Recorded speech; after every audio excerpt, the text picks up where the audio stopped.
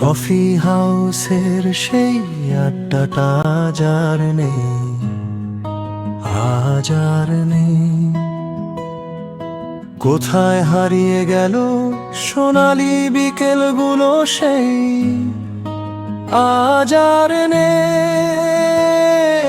নিখিলেশ প্যারিসে, মহিদুল ঢাকাতে, নেই তার আজ কোন খবরে। ব্যান্ডের গিটারিস্ট গোয়ানিস বিশুজা ঘুমিয়ে আছে যে আজ কবরে।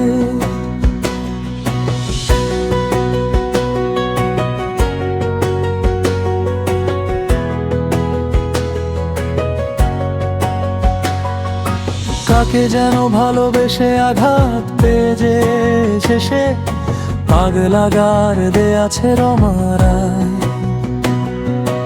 অমলটা ধুকছে দুরন্ত ক্যান্সারে, জীবন করেনি তাকে ক্ষমা হয়। সুজাতাই আজ শুধু সবচেয়ে সুখে আছে, শুনেছি তো লাখপতি স্বামী তার। হিরে আর জহরতে আগাগোড়া মোড়া সে, গাড়ি বাড়ি সব কিছু দামি তার।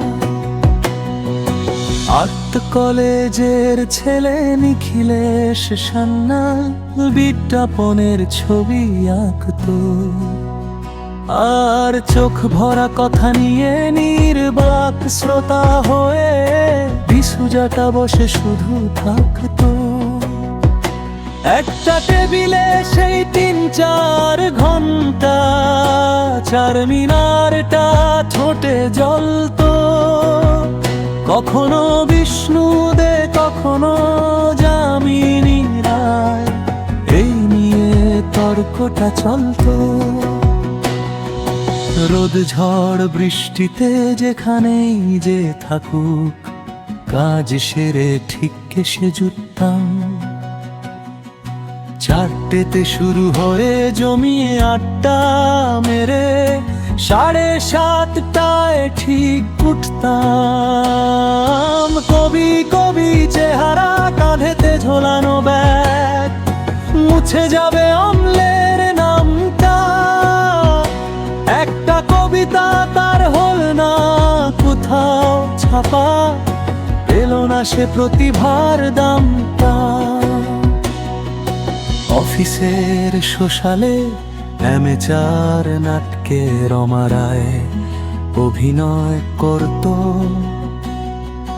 কাগজের রিপোর্টার মইদুল এসে রোজ কি লিখেছে তাই শুধু পড়তো। সেই ৭ জন নেই আজ, টেবিলটা তবু আছে। ৭টা পেয়ালা খালি নেই। একই সে বাগানে আজ এসেছে নতুন কুড়ি, শুধু সেই সেদিনের মালি নেই। কত স্বপ্নের রোদ ওঠে এই কফি হাউসে, কত স্বপ্ন মেঘে ঢেকে যায়। কতজন রোগালো, কতজনই আসবে, কফি হাউসটা শুধু থেকে যায়। কফি হাউসের সেই আড্ডাটা আজ আর নেই, আজ আর নেই।